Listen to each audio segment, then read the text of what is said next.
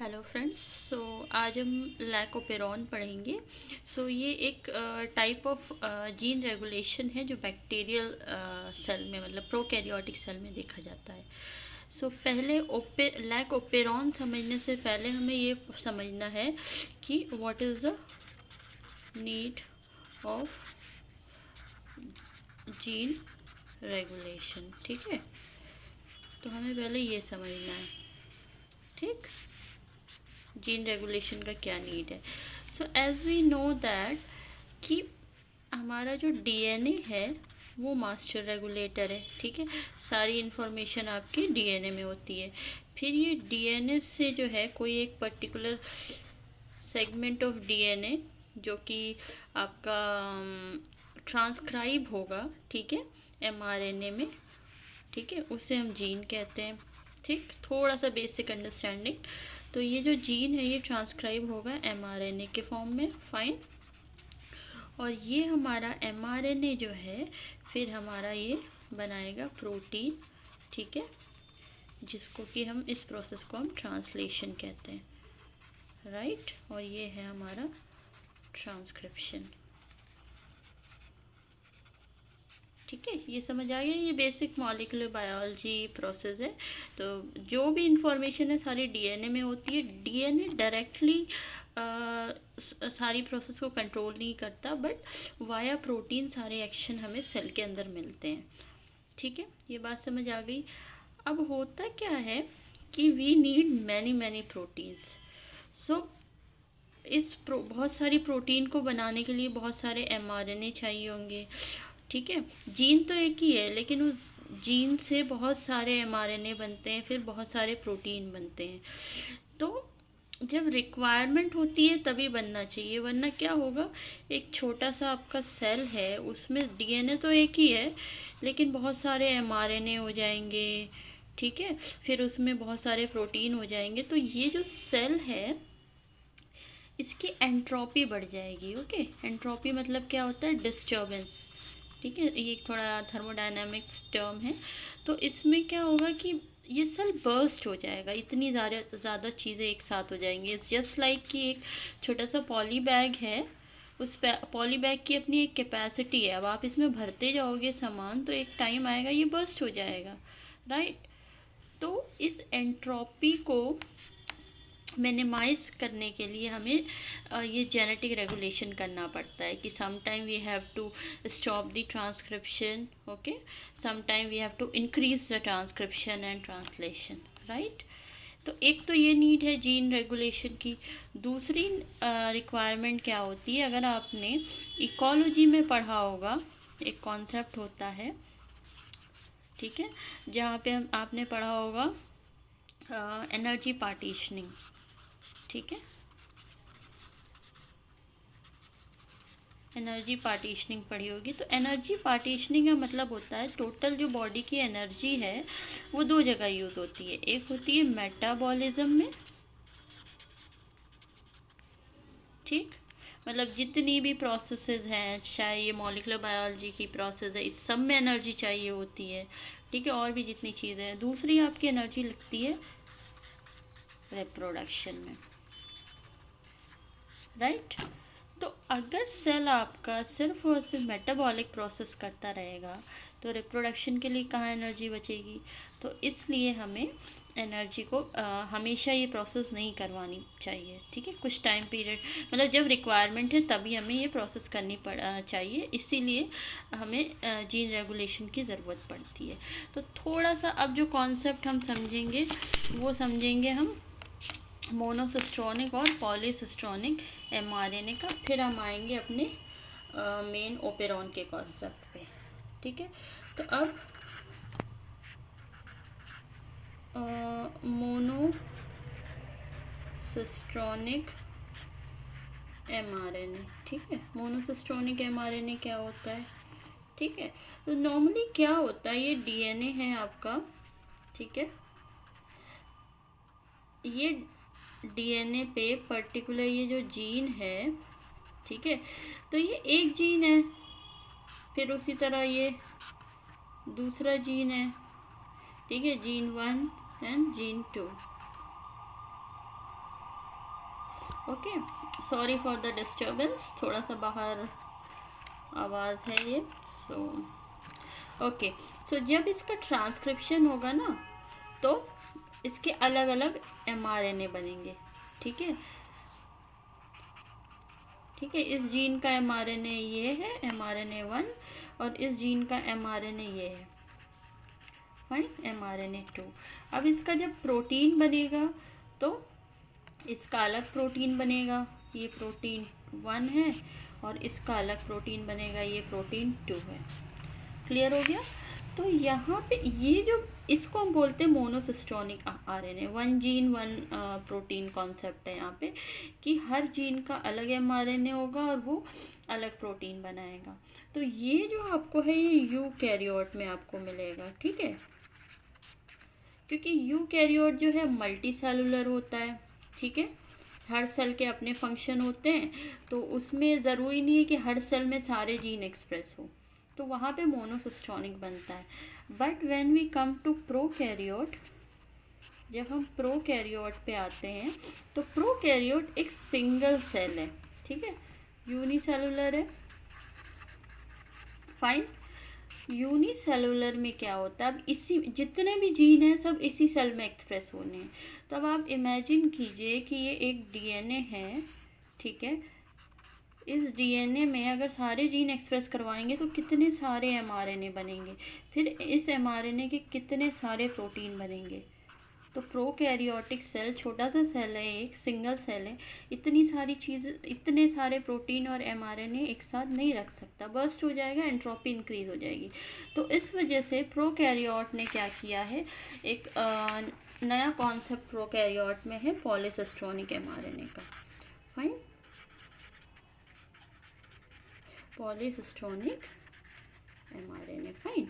यहाँ पे क्या होता है, बहुत सारे जो, जैसे ये आपका डीएनए है, ठीक है, फाइन। तो इस डीएनए में जो होते हैं बहुत सारे जो जीन हैं, ठीक है, ये सारे जीन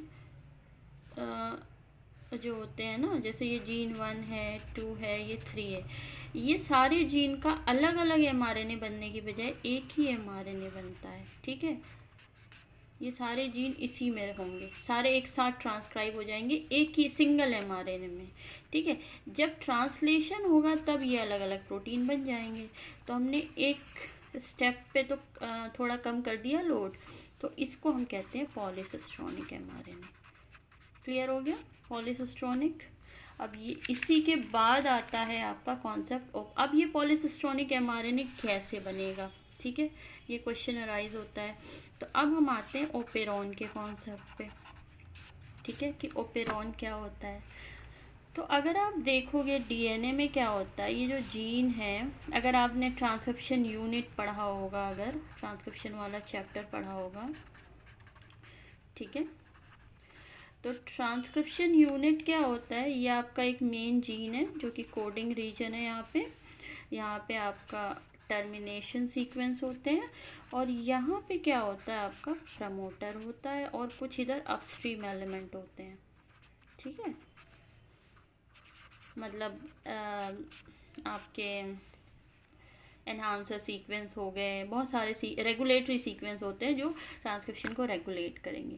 तो यूकैरियोट में क्या होता है, हर जीन का अलग अलग प्रमोटर होता है, इसीलिए वहाँ पे हर जीन का अलग अलग एमआरएनए बनता है। तो ओपेरॉन का जो कॉन्सेप्ट है वो ये कहता है कि डीएनए में बहुत सारे जो जीन जो कि क्लोजली रिलेटेड जीन है, ठीक है, मान लीजिए आपको ग्लाइकोलाइसिस के जीन चाहिए, ग्लाइकोलाइसिस के बहुत सारे एंजाइम चाहिए, तो बहुत सारे डिफरेंट जीन जो कि ग्लाइकोलाइसिस में एक्सप्रेस होंगे, तो वो सारे एक साथ अगर वो फिजिकली लिंक्ड है, मतलब क्रोमोसोम पे पास पास प्रेजेंट हैं, तो वो सारे जो जीन हैं वो एक ही प्रमोटर के कंट्रोल में होंगे, मतलब ये एक प्रमोटर ही इन सब का ट्रांसक्रिप्शन करवाएगा। ठीक है, मतलब एक ही एमआरएनए बनेगा, उन सब में ये जीन एक साथ ट्रांसक्राइब हो जाएंगे, पॉलीसिस्टोनिक एमआरएनए, और फिर अलग से जो है आपका प्रोटीन अलग अलग बनेगा। तो ओपेरॉन बेसिकली क्या है, operon is a cluster of gene. ठीक है, ये क्या होता है ओपेरॉन की, अगर आप डेफिनेशन देखो तो when a cluster of physically linked genes are under the control of same promoter. ठीक है, तो ओपेरॉन क्या है कि जब क्लस्टर जो बहुत सारे फिजिकली लिंक जीन हैं जो एक प्रमोटर के कंट्रोल में होते हैं and their transcription is regulated by this promoter. Okay, तो इसको ओपेरॉन कहते हैं। क्लियर हो गया? तो अब ओपेरॉन का स्ट्रक्चर हम समझेंगे कि ओपेरॉन होता क्या है, फिर हम लैक ओपेरॉन पे आएंगे। तो अगर हम ओपेरॉन को समझना है हमें, तो ये हम बनाएंगे। ठीक है, पहले तो जो जीन का ट्रांसक्रिप्शन करवाना है ना, उससे हम कहते हैं स्ट्रक्चरल जीन। ठीक है, जिस जीन का हमें ट्रांसक्रिप्शन करवाना है। क्लियर हो गया? तो जैसे अगर हम यहाँ एग्जाम्पल लैक ओपेरॉन का ले रहे हैं, ठीक है, तो हम लैक ओपेरॉन क्या है, लैक्टोज ओपेरॉन, मतलब ये वो जीन है जो लैक्टोज के मेटाबॉलिज्म में हेल्प करेंगे। मतलब लैक्टोज को सेल के अंदर लाने से लेके लैक्टोज को ब्रेक डाउन करने तक का जो काम करेंगे वो सारे ये जीन करेंगे। ठीक है, तो अब लैक्टोज को मतलब लैक्टोज के मेटाबॉलिज्म में जो जीन चाहिए, फॉर एग्जांपल लैक जेड है, लैक वाई है और लैक ए है। ठीक है, तो ये सारे स्ट्रक्चरल जीन है, इन सब का एक्सप्रेशन करवाना। सब अलग अलग हैं लेकिन ये लिंक्ड है एक साथ। ठीक है, तो एक साथ प्रेजेंट है। अब इनका जो वो करवाएगा, जो एक्सप्रेशन करवाएगा, वो है प्रमोटर, जिसको कि हम पी से डिनोट करेंगे। और प्रमोटर के बाद जैसे स्ट्रक्चरल जीन और प्रमोटर के बीच में एक रीजन होता है जिसको बोलते हैं ऑपरेटर, क्योंकि ये ऑपरेट करता है प्रोसेस को। और फिर यहाँ पे प्रमोटर के पहले इधर अपस्ट्रीम एलिमेंट में जो होते हैं लैक आई होते हैं। ठीक है, ये एक रेगुलेटरी जीन है। ठीक है, तो ये है लैक ओपेरॉन का स्ट्रक्चर। ठीक है, अब हम एक एक चीज़ समझेंगे इसको कि क्या क्या चीज़ है। ठीक है, सबसे पहले हम समझते हैं लैक आई। ठीक है, लैक आई ये क्या चीज़ है, ये है आपका एक रेगुलेटरी जीन। ठीक है, ये क्या करता है, ये एक प्रोटीन बनाता है। ठीक है, जिसको हम कहते हैं रेप्रेसर। क्लियर हुआ? ये बनाता है रेप्रेसर, और ये रेप्रेसर का काम क्या होता है, ये बाइंड करता है किससे, ऑपरेटर से। फाइन, ये जो आपका ऑपरेटर है ना, ये लैक आई है, ये कुछ रेप्रेसर बनाएगा। क्लियर हुआ? ये रेप्रेसर है और ये रेप्रेसर जाके यहाँ बाइंड कर जाएगा ऑपरेटर से, ऐसे कुछ। ठीक है, जैसे ही ऑपरेटर से बाइंड करेगा ट्रांसक्रिप्शन स्टॉप हो जाएगा। ठीक है, तो ये आगे हम पूरा समझेंगे। बस अभी लैक ओपेरॉन का जो स्ट्रक्चर है ना वो समझ रहे हैं हम। ठीक है, फिर हम समझते हैं प्रमोटर। सबको पता है प्रमोटर क्या होता है। प्रमोटर जो है इस पे मोस्टली आपके जो होते हैं प्रमोटर पे आपके जो आरएनए ये डीएनए का वो सीक्वेंस है जिस पे आरएनए पॉलीमरेज बाइंड करते हैं। ठीक है, और ट्रांसक्रिप्शन जो होता है bind and transcription starts. Okay, ये सब। तो प्रमोटर बेसिकली डीएनए सीक्वेंस होते हैं गाइस, ये चीज़ याद रखना। ठीक है, क्योंकि बहुत से स्टूडेंट्स को कन्फ्यूजन होता है प्रमोटर क्या है। तो प्रमोटर डीएनए का वो सीक्वेंस है जिस पे आपके आरएनए पॉलीमरेज आके बाइंड करेंगे। क्लियर हुआ? ओके, तो हमने प्रमोटर समझ लिया। ऑपरेटर हम समझते हैं ये एक रेगुलेटरी मतलब ये भी एक सीक्वेंस है जहाँ पे आपका रिप्रेसर बाइंड करेगा और प्रोसेस को स्टॉप करेगा, रेगुलेट करेगा। ये स्ट्रक्चरल जीन है। तो कौन कौन से स्ट्रक्चरल जीन है थोड़ा सा वो भी समझ लेते हैं, ठीक है। जैसे लैग जेड, तो लैग जेड क्या बनाता है आपका, एक एंजाइम है बीटा गैलेक्टोसिडेज बनाता है, ठीक है, जो कि आपका लैक्टोज को जो है ये ब्रेक डाउन करता है गैलेक्टोज और ग्लूकोज में, ठीक है। फिर आपका लैक वाई है। लैक वाई सबने सेल बायो में परमिएज पढ़ा होगा, ठीक है। तो लैक वाइज है परमिएज, ये हाइड्रोजन लैक्टोज ट्रांसपोर्टर है ये, ठीक है। ये हाइड्रोजन का कॉन्सेंट्रेशन ग्रेडियंट यूज़ करके लैक्टोज को सेल के अंदर लेके जाता है। फिर आपका आता है लैक ए। इसका बहुत ज़्यादा फंक्शन नहीं पता है, बट ऐसा माना जाता है ये एक एंजाइम है ट्रांस एसिटाइलेज, जो कि क्या करता है, एसिटाइल ग्रुप अटैच करवाता है, ठीक है, बट एग्जैक्ट फंक्शन नहीं पता है। तो गाइज ये बेसिक इंट्रोडक्शन था आपका, ठीक है, ओपेरॉन के बारे में। पूरा लैक ओपेरॉन का प्रोसेस हम नेक्स्ट वीडियो में समझेंगे। आई थिंक ये बहुत बड़ा वीडियो मुझे नहीं बनाना है because it will become boring for you. तो ये बेसिक अंडरस्टैंडिंग है, I hope it is clear to you. तो मिलते हैं नेक्स्ट वीडियो में। Okay, thank you.